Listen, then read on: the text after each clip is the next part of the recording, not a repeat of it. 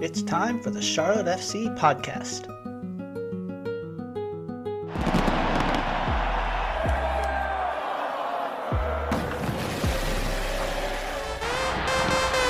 Blocked, Duzbak's gonna get it back. Westwood, rather Vargas, the touch, the finish! Gol! The Alba, whipped in, good ball! Oh! Christian Kalina, a save to save the season! Crowd belongs to Charlotte!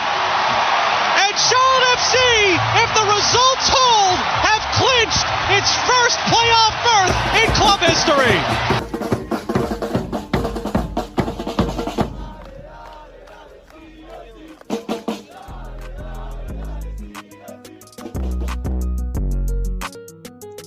Today on the show, we have Alex Prus. He's the director of the PRO2 match officials. So we're talking about match officials not only for MLS Next Pro, but NWSL, who is, if you may have seen the previous night, the NWSL finals.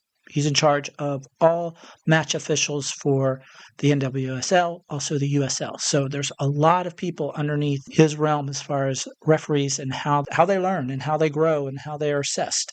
So pretty cool to be able to talk with him and learn more about refereeing and how it works. So here we go with Alex.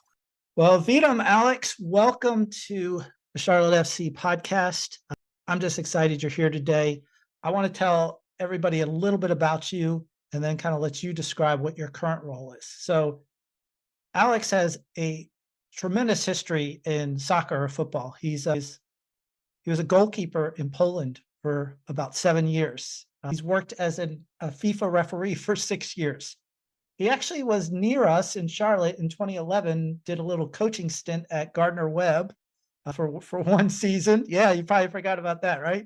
Oh, I forgot about that. You're kidding me. That must have been a crazy time. But then he went into what kind of his forte is this refereeing, and he was with the U.S. Soccer Federation for almost 17 years, working a lot of collegiate games, but also MLS, and has been referee of the year. He's actually the Hall of Fame for the collegiate referees. A lot of credentials there. And then he landed at Pro and has been there for the last 10 years as a game evaluator. But your most current role is really with Pro2 and being the director of match officials. So Alex, can you, first of all, thanks for coming. Can you tell us a little bit about yourself and that role? Hey, thank you, Nick. Thank you for having me. It's a pleasure to speak to all of you.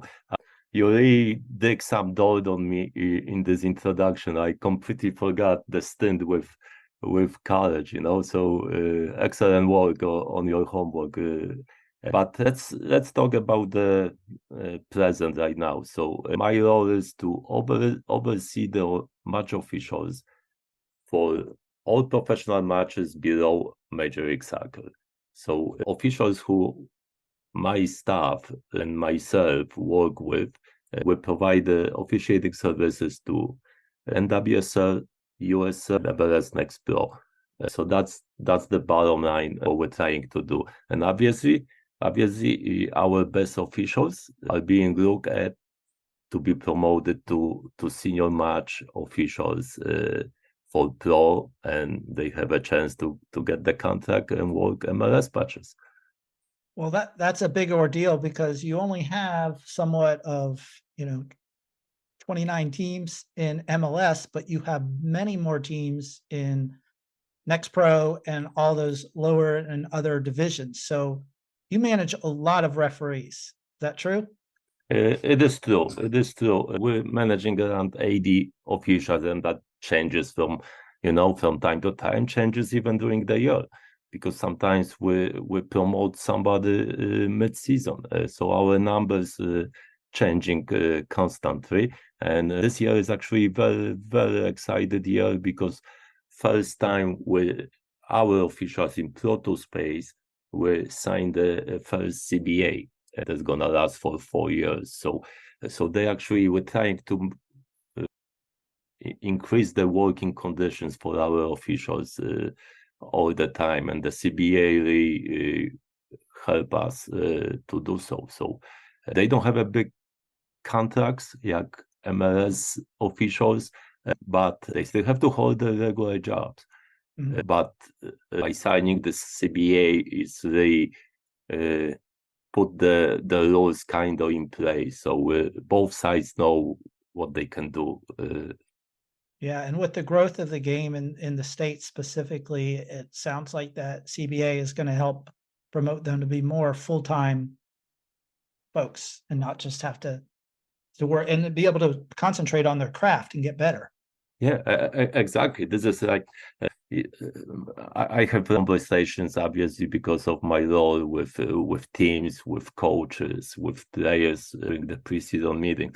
It's like I ask them the question, like, how you think you would perform if I ask you to go from Monday to Friday, do 10-hour shifts, and then go to training, take care of your families, take care of your loved ones, and still come on Saturday and be the best player out there, And they like, oh, your officials do this.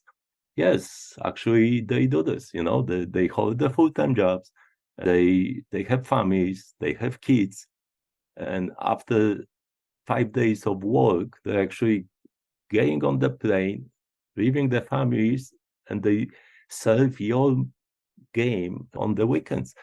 So it's huge dedication. So I'm very proud of the group that we have in Pro2 space. Well, that's fantastic. So can you tell me a little bit about what your role involves, like some of your daily tasks? Like if we were to shadow you, what would we see you doing daily? What would you be doing like every once in a while, if it's not like a daily task? Yeah. So listen, I can divide this on during the season and off season. They're all completely changes. But during the season, actually, we have a set schedule with myself and entire Pro2 coaching staff. First, we have to assign all matches. So we usually assign within 3 weeks in advance. So we assign all matches. Then on Monday, we evaluate all matches from the weekend. Obviously, over the weekend, we're watching the games, as many games as possible. But in our space, we're dealing with sometimes 50 matches over the weekend, and our staff is not huge, so it's very, very hard to see every single minute of every single match. Moving forward, obviously, there is every weekend some decisions happens that probably are not popular with some teams. So I have to kind of foster our relationship with leagues and with the teams and explain the decision, why this happened, and we provide the reports to the leagues as well on weekly basis.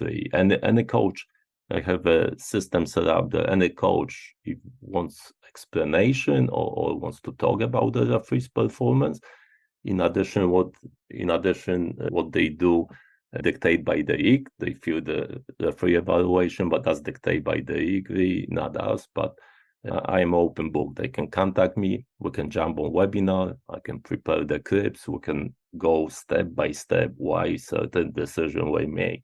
And listen, if there is 100% wrong decision, I'll be the first one to put my hand up and apologize to the club and admit that we did make mistake. Mm-hmm. And I guess on the other side too, you can say, this was not a mistake. This is why the call was made. And now you understand. Yeah. Listen, I found out that some coaches, they don't know all laws, When I played a long time ago, I didn't know all laws. There was eye-opening when somebody asked me, hey, you're injured now, you cannot really play, you want to take the referee course? I said, still living in Poland, right? And I said, yeah, why not? And then I quickly realized how little I know about the laws of the game. Yeah. And I thought I know everything. I played at professional level. Never a great player, but I did play. I was on the team, Being goalkeeper, I was mostly on the bench, But right. but play minutes from here to there, and I thought I know everything. But it was eye-opener for me. And sometimes talking to coaches is like, okay, you got this actually wrong, 100%. We're learning from each other. The coaches are great, there's emotions during the game. We all understand, right? Sometimes they're losing their cool, but when I'm speaking with them 3-4 days afterwards, they're so professional, we have a great conversation. They totally understand how difficult officiating is. And how often does that happen? Is it pretty normal that you'll talk with a club after and say, let's evaluate this, let's go over it, or is it just every once in a while when somebody's really pressing? Yeah, every once in a while, if I tell you I do this every day with 5 coaches, that means I'm not the good educator for the officials, the officials not performing very well. So listen, they busy also, so they're not gonna call about the wrong foul in the middle of the field or They can't do anything about it anyway. Yeah, anyway, if there's serious or decisions that maybe go against one team, and they feel they kind of on the short end of the stick, then probably they will reach out, So yeah. And as far as like you said, just like I talked with Alan Kelly, who does the MLS referees kind of planning and organizing. Do you group and have certain referees with each other, knowing that they work well together, or is it more random? It's more difficult in our space because Alan is working with full-time referees, right? That's their job. It's so easy to group them, right? Because they basically are able to Alan on weekly basis. In our group, maybe I would group some referee with couple of hours, but then one AR has a work commitment, the other AR has family commitment, and it's very difficult. And also we have some financial restraint in our space. Like we don't have an open checkbook to travel every single official for every single game, especially when we go to the lower divisions. To Division 3, like USL 1 is Division 3, MLS Next Pro is Division 3. There's more financial situation, right? So we have to look for local officials, right? So there's a lot of challenges in such a big country as USA is. Yeah. So you talked about during the season. What about off season? What does your job look like? Yeah, and I just one more point during the season, because every game in NWSL and USL championship is assessed by pro assessor, and that's a different department who organize. But how assessment is done, the independent pro assessor watches the game, debriefs the officiating crew, and then writes the report that includes also key match incidents. The assessor believe they were correctly given or maybe missed. And then on Wednesday, myself and 2 other PRO2 staff will meet and we evaluate every single key match incident. Because sometimes maybe we agree with assessor, sometimes maybe we agree with referee. Maybe there's a lot of decisions, gray area decisions, Sometimes the video in our space is not as clear as in MLS because of the number of cameras, so the angles are not the best, quality is not the best. So we have a hard time to say to the referee, you're wrong, if we cannot really see well on the video ourselves. That would be like, I know the team saying the referee is wrong, but we really cannot say it's 100% wrong. So we believe maybe, but maybe not, So I think every area has some room for growth there because of the cameras not being available at your level for certain things, and then at the MLS level, like goal line cameras and stuff like that, they're not there yet. Even though I know they're coming, it's just that kind of stuff is hard to evaluate when you're not there. Yeah, exactly. And we don't have a funds to have the people in the stadium for the game like the assessor. But even if you sit in the stadium, I did a lot of assessments in my lifetime, right? After I retired. and I still working a little bit for CONCACAF, assessing international matches, right? Even in the stadium, sometimes you're sitting here, something happened 70 yards away from you. You have this feel, like your gut reaction. Oh, I'm not sure about this one. Oh, that's great decision, right? But then you really have to go to the video and see the different angles. When it comes to penalty kick, the best angle is most likely from behind the goal. They really don't have this sitting in the stands, right? So it's not as easy, It's not as easy as it looks, and also it's not easy to evaluate, especially when it comes to the gray area decision. First time this season we organized because NWSL introduced VAR, right? So we went to every single team and we conducted the preseason meetings with players, coaching staff, administrative staff for each club. And we do this in MLS for the last, 10, 15 years. It's a mandatory meeting. And it's very helpful. So NWSL, first time we did it, it was very great discussions. I really want to thank all players and coaching staff to kind of open up in these meetings. And we show some gray area decisions. And sometimes we had split in the room 50-50. And then I asked, so what is it? How you want me to evaluate? Tell this referee if decision is correct or incorrect. Right. When you cannot even agree here among yourself. So when it comes to penalty kick, most likely all attacking players, 100% penalty. All defenders and goal, 100%. Oh, that's great tackle. What are you guys talking about? So they starting against each other. Well, it was great. Listen, many times we don't agree in pro stuff. We split 50-50. Like I sometimes says PK, I say no, not for me. It's not enough. And it is what it is at the. Yeah, it's a decision. Even if you look at video, that, like you said, it's just you're going to have that gray area, and people are going to have different perspectives of what they see and what that means and how they interpret the laws. And if you follow the team, you're always going to be a little bit biased. After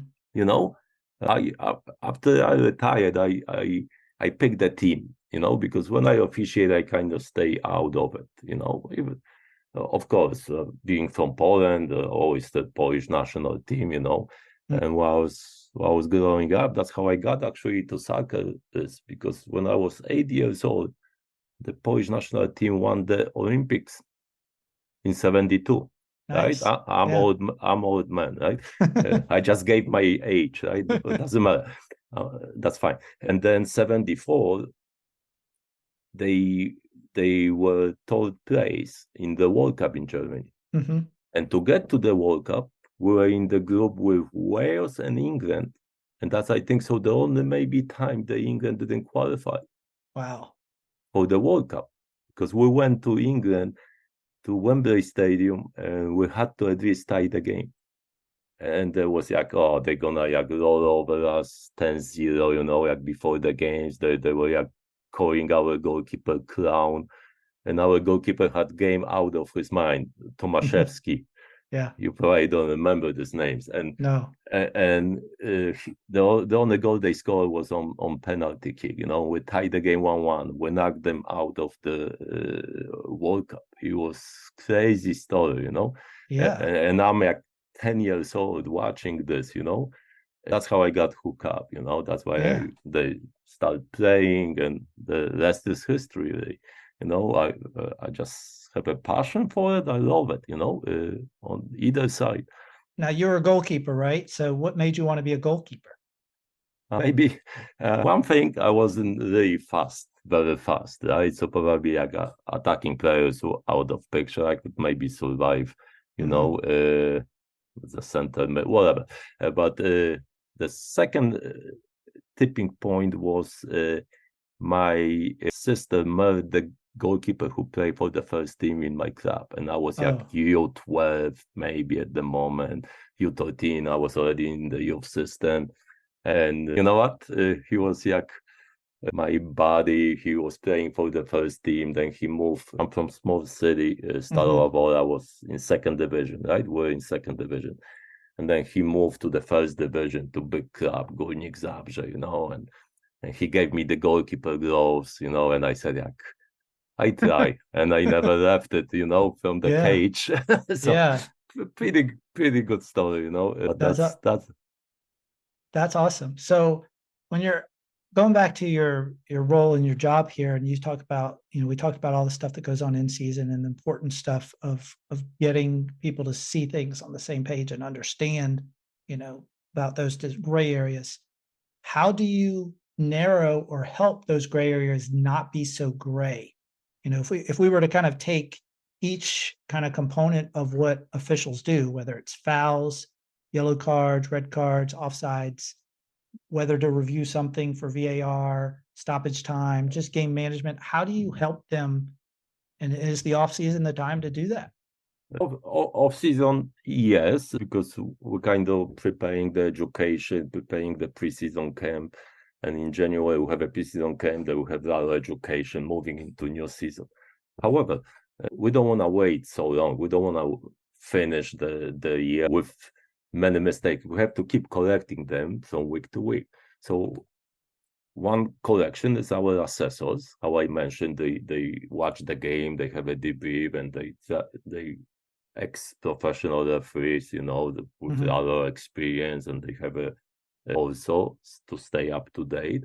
But in Pro2 staff, we're creating, we call this Pro2 wrap-up after every week. So if we see some trends, from different leagues, can be NWSL, can be USL Championship, can be MLS Next Pro. But I give you an example. We're in the middle of the season, we struggle a little bit with DOXO, denying goal scoring opportunity. Our officials were taking the screenshot, that's what we call like freeze frame, a little bit too late. The foul happened. That's where we should judge DOXO, where the other defenders are, what's the distance to goal, if the attacking player will get the possession back, right? Which direction the attacking player is going, like all 4Ds, right? We call this. But our officials were kind of, foul happen, they wait maybe second, and in 1 second, the tactical situation is changing so drastically. They were missing because the covering defender was much closer to the ball. If within 1 second, then at the moment of offense. So we created a series videos, and one of staff who works with me, Mark Adresi, he's kind of in charge of creating this education with help of every single coach in our group. I always say it's team effort, right? It's team effort. But he's kind of like collecting the clips, and we have a Division 1, ex-Division 1 coach on our staff, Amy Edwards, who coach Division 1 college, knows all tactics and helping us from this side. And she's our video analysis right now. So she creates a lot of arrows, where to go. Very good using Coach Paint. Excellent work she does. And we've created this several videos.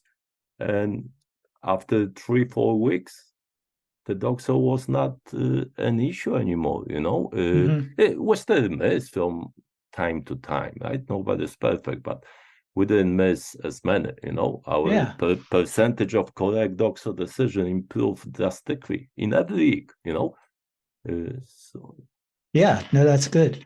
What about, so if you were to, in any type of, development of these referees, how, besides knowing the laws, like how do you teach them when to use a yellow card? Even though we know the rules say this is a yellow card, it doesn't always get called. Like you said, there's some gray area there. And what is taught for that? Yeah. So our referees, they have a one-on-one sessions. Each referee is assigned in Pro2 space. Each referee is assigned to the referee coach, and they have a one-on-one sessions every 2 weeks. So they get on the Zoom call like we are now. The coach prepares some videos. The referee prepares some videos. Maybe they have questions. Maybe something happened in the game. Maybe something happened watching international game. And oh, that was a controversial decision. Can we go over this decision, right? Right. So they meet together and they go through it, And it's when you join Pro2, your officiating changes, right? Because you actually have a personal coach, right? It's like me, goalkeeper, right?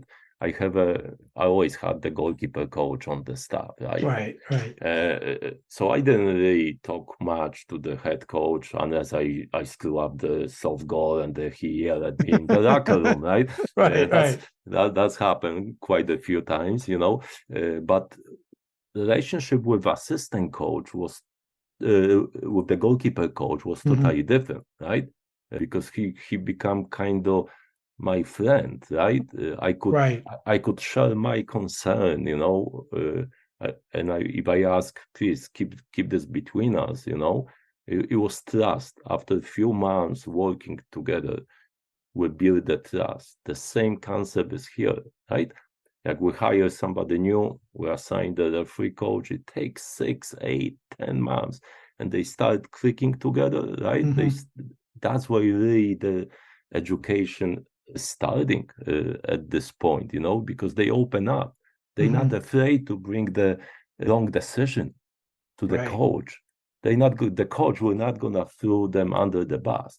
They will not probably bring the wrong decision to assessor because they're fighting for the points. Right. Yeah. The assessor's job is to find those decisions, right? In coaching is I don't even go to the coaching sessions when they talk private. If I have an issue, I will phone the referee and I will go over the way I want to go over. But that's the private space, and I really stay away from it. Right, because you're trying to develop them. And if you just always swoop in, just like anybody's in a leadership role, if they're always having to swoop in, then the other people, what are they doing? Exactly. I think so. We have a good system going on. We have a good staff. We have a dedicated officials who want to learn and want to get better. So, yeah, that's good. Is there something specific that is taught or emphasized about certain things, like offsides could be something that somebody could say, well, this is really emphasized, or this is what we're looking at. Do you all, as pro referees, in the way you all doing things, you focus on a certain way of interpreting that? If you could explain. Yeah, of course. The offside, we just had the change, a little bit change of interpretation, deliberate, not deliberate play, right? By defenders. It happens before this season. So we went with thorough education and touch every single assistant referee. And we also actually explained this to the teams in our preseason meetings with NWSL. But the officials who get to our level, right? Most likely they know what the foul is. If they don't know what the foul is, they probably not reaching our level, right? They still working maybe youth or amateur soccer, and you have to go through the system, right? Through the pathway.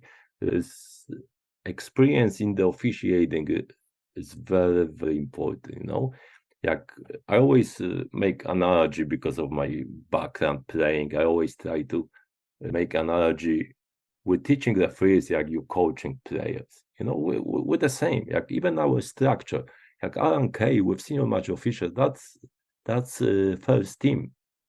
I think about myself as a reserve team, right? Second team, we have another bucket of officials. There is talent ID. They kind of like U21. They older, right? But when you really go, there's almost exact what's happening on the player side, right? So I know I'm going around the old question, you know, but that is the reason for it. So I think so, like foul, cautions, they kind of know. They still make mistakes from time to time, right? It's still gray area decision. But I'm more interested in coaching how they manage the players, because they going to the professional games, right? So it's very important how you really manage the players. What's the interaction between the official and the player? Are you just using the cards to control the game, or you're using your personality to control the game? That's the difference, you know. Like, and the amateur, you go with the laws, right? You move up. You know, the best referees who go to the highest level, they actually have a big personality, and they are able to speak to the big time players, manage them, get them on your side. You know, if you just do my way or the highway officiating, I don't think so you're gonna be very, very successful at the professional level. You have to know when to be stern, when to be firm, but you also must know when you can crack the smile, when you can do some jokes, when you can actually show your human side, you know, to the players. Yeah, and managing the game is tricky in that, you know, you're just meeting or seeing all of them at once, and then game happens, and maybe it's not an egregious foul, maybe it's just a foul, and some may use it, be like, oh, I can tell the intensity of the game, I want to start off with a yellow, even though in gray area somebody could say, yes, it is a yellow. One official might say, nope, that's not a yellow, because I know if I start giving yellows for now, they're going to ask for yellows for this and this and this, and then now the game maybe gets out of hand. Whereas another one might say, you know what, I'm not going to do it because of this. Exactly. Yeah. The first caution of the game, first foul you call, first caution you give, sets the tone for the entire game. If you go too low, this is not going to be successful professional game. If you go too high, you can lose the game as well. It's very hard to bring the game back, you know, if you misjudge, you know. If it's something 100%, even it's red card, it is red card, you know. And my friends probably laughing right now when they're listening, because I was the guy who they always said I never gave red cards. I always manage my way out of difficult situation. But the times change. Yeah, I'm changing with the times. The modern game is different than I used to officiate 20 years ago. The players were getting away with more than now, right? The way how we officiate is different right now, you know. So when I'm speaking with the coaches, the most complaints is about consistency. When they send me the clip, they send me, oh, you caution the referee cautioned my player for this. 20 minutes later, he didn't caution the opposite player for very, very similar thing. So they find if they both got cautioned, they find if they both didn't get cautioned, but they just not fine if the one player gets cautioned, not the other. So the consistency. So sometimes the same foul, the same caution in this game, maybe next game, it's not a caution anymore or not a foul. So we have to be consistent within the game. That's what I always say. Every game is different, right? Some games start very, very physical, and maybe we have to be more strict. Some games they building to the physicality over the time, right? So maybe you can be more lenient in certain situations. So it's all the feel for the moment, right? The feel for the game. That's the most difficult to teach young officials. Very, very difficult. You kind of either have it or you don't have this, right? It's very difficult skill to teach, you know.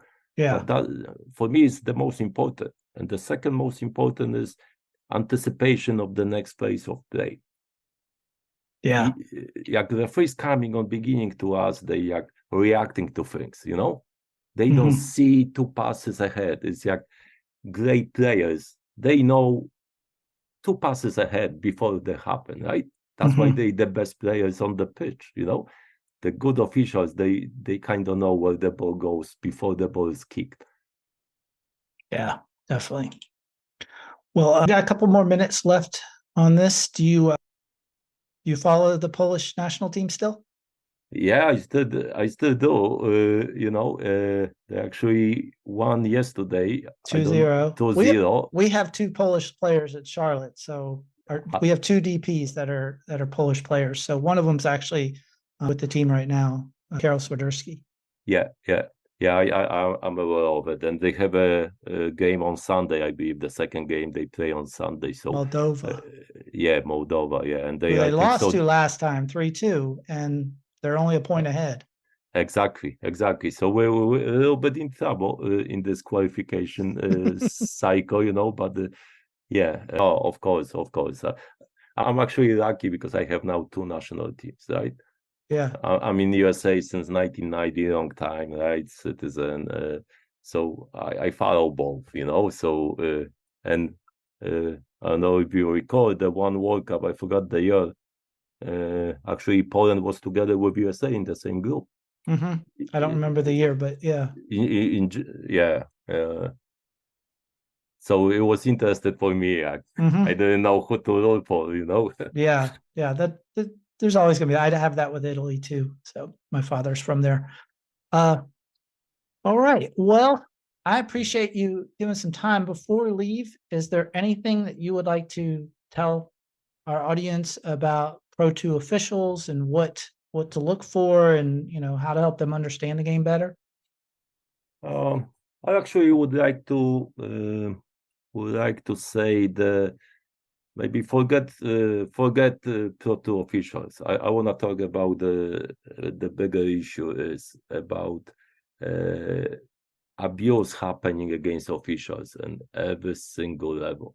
And if we don't deal with it and we don't stop, I tell you what, in 10, 20 years, we already have a huge shortage with officials, right? There's a lot of lower level games. The officials are not showing up anymore because nobody wants to do it anymore. So I don't know what it is, and I know it's hard. I know I yell at the referee. I cannot believe that I actually became a referee because I was pretty not nice in my playing days. Because being goalkeeper, you get away with more. Talking about officials, like you said, officials are, it's a tough job. So what would you like to say for people who want to become officials or getting people to become officials, kind of more about how to join this process? Yeah, thank you. Very, very important question, very loaded question, Obviously, there's a lot of benefits when you become referee, right? Especially when you get to highest level, you have the best seat in the house. You're close to the professional players. You serve the game. It's a lot of enjoyment, a lot of fun that comes with it. On the other hand, there is huge problem in our soccer society. And the problem is abuse, especially of young officials. We're losing so many good aspects because they don't want to deal. They don't want to deal with parents. They don't want to deal with coaches. They don't want to deal with players. And when we ask young players, why are you doing this? Why are you behaving like this? We see this on TV. So it's trickle down from professional game because. Sometimes the players are over the board, and I'm probably the last person who should speak because I was over the board a few times in my career, So right. I kind of understand being former professional player, right? Being former professional referee. I also got into coaching when I retired from officiating. And I coach youth level, make living of it, So my job was also in jeopardy, if not even gonna lose everything, Right. they're gonna look for another coach, even though it was Premier youth teams, right? But and now I'm administrator, right? So I know how the player feels when we're losing the game because of the bad decision. I know how the referee feels when the referee makes mistake and causes the game to be lost to one of the team. And I tell you what, I know how coach feels. I know how administrator feels now in charge of officials, I tell you what, the worst feeling was when I was referee and I make mistake and the team lost. That was much worse feeling than I lost the game as a player. I move on, after a while, right? We had another game to win, as a referee, it sits with me, I'm never gonna forget. I don't remember my good games. Yeah. I can tell you very specifically my worst decision probably in my career that almost broke me mentally. And I was pretty established working in MLS for several years. And I did the game. I missed 100% penalty kick. Houston Chivas, when we had Chivas around. Bob Brady was coaching Chivas, I believe, at the moment. Dominic Quinones was coaching. It was a horrendous decision, and it still sticks in my head. I cannot get rid of it. I almost walk off the pitch after that. Were you just not sure what you were looking at or thinking, or you just really can't go back there? It was like last second of the game, and my head was already in the locker room. You know what I mean? And then the team had supposed to throw up, the game would be over, but the player decided to throw towards his own goal. It was quick interception, and I'm like in the center circle, I'm thinking about what I'm eating for dinner, probably, Who knows, happened, and I choke, It's this I remember. I don't remember my good decisions. So what I'm trying to say, the officials are humans, right? And we have to treat them as humans, right? We cannot abuse them out there, because in 10 years there will be no games, there will be no soccer. Right. You can't have video or automatic for everything. Exactly. Because that's my problem. My pool is shrinking. I try to pull the best officials from the pool below me, right? And if there is no new people, no new kids coming and joining this, the pool is getting smaller and smaller every year. So I have smaller pool to pick the best officials. Yeah, that's the issue. It's I know it's tough. I know it's hard to watch mistake and don't react. But we're human. We have to control ourselves a little bit. Yeah, I think probably on all sides. The fans have to have more grace. The players do. The officials, they know they're doing stuff and they're trying their best. I feel like for the most part, that's what's happening. It's not people trying to do something be against somebody or vindictive. I think everybody's trying to do their best. They're trying to do, and all we're trying to do is help them. So if we can build more of a culture that allows that, even at the younger levels, then people will be probably more open to officiating, because this is fun. I get to do this, I get to be a part of something like this. Yeah. Listen, my son, I got my son to officiate when he was in high school. I said, like, why you want to work in McDonald's? You go, you run, you have fun. And after like 2 months, he was pretty good. He played soccer, he knew the game, he understood the game. After 2-3 months, Dad, don't be mad. Why are I going to be mad with you? You know what? I'd rather work in McDonald's, I mean, that's your choice. I respect your choice. I understand the stuff, and he walked away. Right. Well, he tried it. That's what you want people to do, is try stuff, because how do you know unless you try it? Exactly. So not everybody. Listen, I always tell players, it's not too many players who really wants to go to officiating. Right. It's funny, right? They complain about officiating entire career, going to the faces, but sometimes, yeah, let's try it. I offer to when I go to meetings with teams, I offer to players, listen, I give you the shortcut. Yeah. Based on your own experience, you don't have to go through all stages. You're gonna be on fast track. No takers. No takers. I have a theory that goalkeepers tend to be the best either announcers or best referees, just because they're able to they have to watch the whole game all the time. Do you have you noticed any trend in the officials that seem to be better than others by position, which they played prior? By position, the thing is not too many ex-players becoming officials, so it's hard to tell. It's hard to tell, but I would say I think so, the number 10 playmaker and goalkeeper or center defender can be actually good because of the position they play. The center midfielder has to be aware what's around him or her all the time. Has to have the head on the swivel, right? If you want to be good playmaker in the tight spaces, right? With other players around it. That's kind of prepares you. That's something as a referee you have to do this as well. You have to have the eyes around your head, to succeed. And the goalkeeper, obviously, the center defender, they see everything. They kind of have a good knowledge of the game, good knowledge of the tactics. They can actually anticipate what's happening. Because they see everything in front of them. So yeah, very good. Yeah, I agree with you on this one.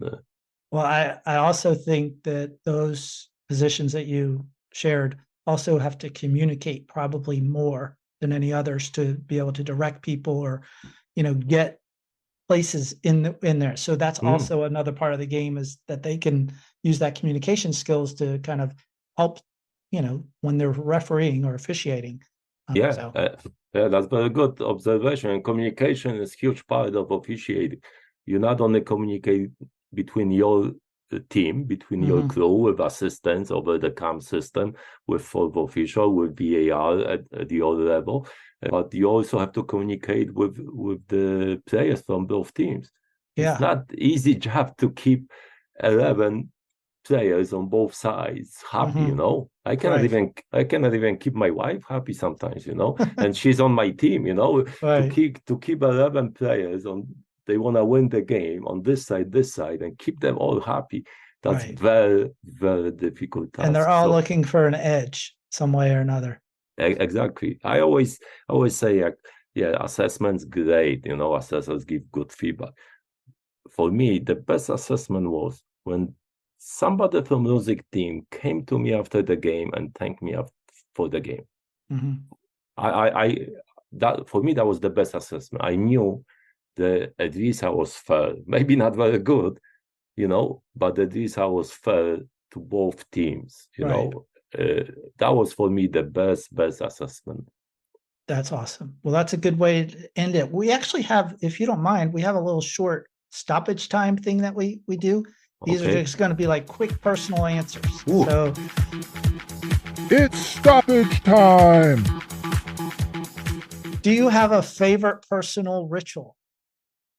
Right now, my favorite thing to do is to watch Liverpool playing for fun.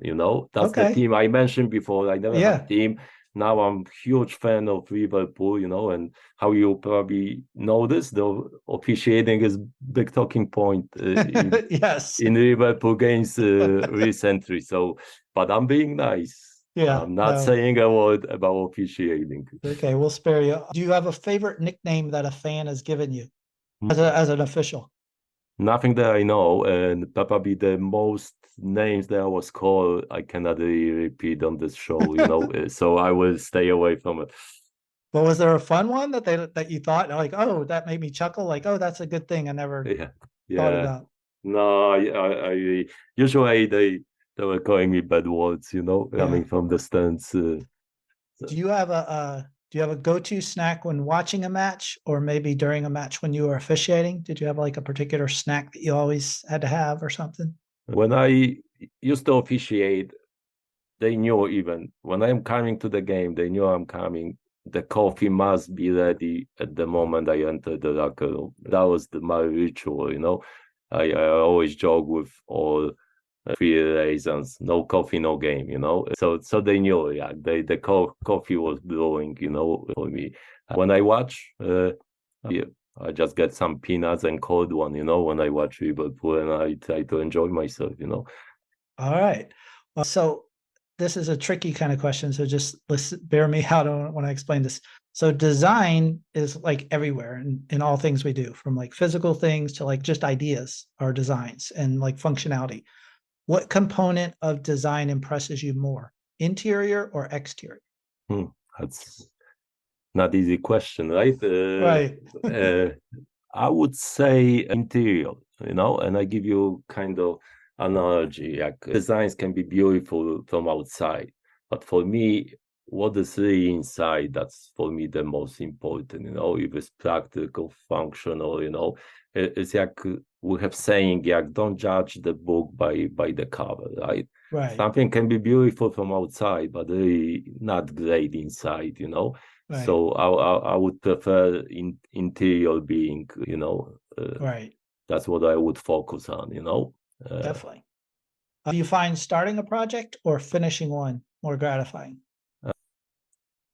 I think so. Starting the project for me, yeah, do the great planning, because when you do right from beginning, it's much easier at the end, you know. If you not do the right things on beginning, then fixing the project going backwards, oh, that's wrong, it takes more time.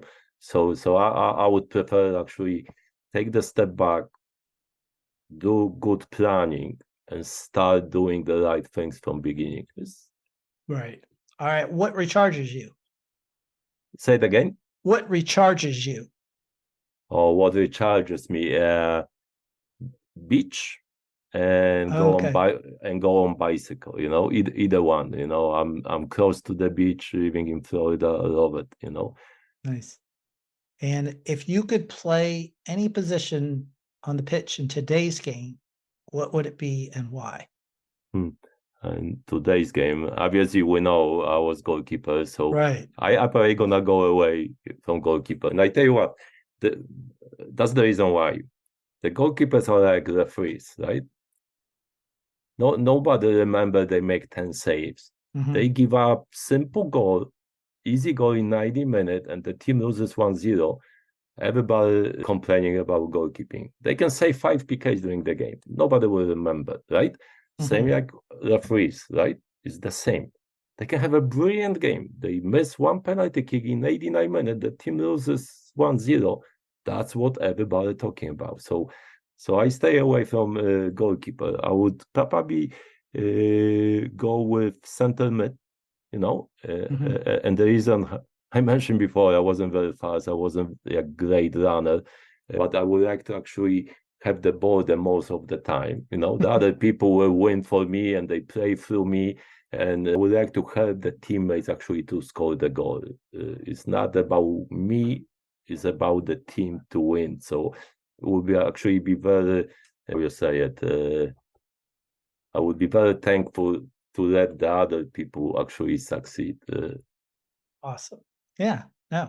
Well, thank you, Alex. I appreciate it. Thank you for being on. This was great, and I wish you the best of success. And if there's anything else we can do to help you, let me know. Okay. Thank you so much for having me. I really enjoyed talking to you, and let's hope the officiating will get better with time. Well, you all are doing the right things. I think it just takes time for that to develop, not only with the people who are officiating and refereeing, but the people to understand what the laws are and what can be called and what can't be. So I think it's education on everybody's part. Yeah, no, definitely. And we're all getting better, you know, in every department, you know, players, coaches, officials, fans, you know, there's better understanding, you know, media, you know, you guys doing a great job as well, you know, to promote actually all aspects of soccer. So I really appreciate it. Thanks. Have a good day. Okay, you too. Thank you. Bye-bye. Bye. Well, hopefully you all enjoyed that. It was pretty awesome. The more and more I talk with the refereeing world and understanding what they go through and what type of training they get and the practice and the mentorship and all of the things that are going on, plus knowing, that they're not full-time or full-time officials and what they're looking at and what they're focusing on. It's pretty cool. It also lets me to think, okay, there is a lot of gray area out there, and we have to be patient, we have to be understanding as fans, but also we also want to demand the best of everything just like everybody else. So just some cool conversations, and I hope we all just grow and better and understanding and helping each other. Yeah, there are some cases where we need to have some technology in play. And as you saw in the Inter Miami game, the cameras or the secret cameras, things were set up behind the goal. I see that as a standard next year coming to MLS, just because, first of all, its time is due. And now, as far as in the MLS, it's you're going to have the same camera work across all games, whereas we didn't have that before the Apple deal. So I think that's going to be a much welcome thing. And as Alex talked about, one of the best views for a lot of things is going to be behind the goal. So not only the goal technology to see if it crosses the end line, but also just looking at plays. So looking forward to that. No official announcement yet, of course, but I anticipate that coming, along with just improved play on all the officials, and then, of course, us and fans and players and coaches, just understanding the roles and the perspectives of everybody, and having those meetings as Alex does with each of the teams can only make things better for refereeing around U.S. soccer and in any of these leagues. So, again, thanks for listening to the Charlotte FC podcast. I'm Nick Finelli, your host. Please follow us on X and Instagram at CLTFC Podcast. We're also at CLTFCpodcast.com or CharlotteFCpodcast.com if you want to go to our website, and we'll be posting more stuff on YouTube. So if you want to get playlists there too. Looking forward to another episode coming up soon about the health care that is involved with Charlotte FC games at the stadium, but also the care that's going on behind the scenes, the care manager for the families and players. We talk to them, and we'll have that episode soon too. Thanks, everybody. Until next time.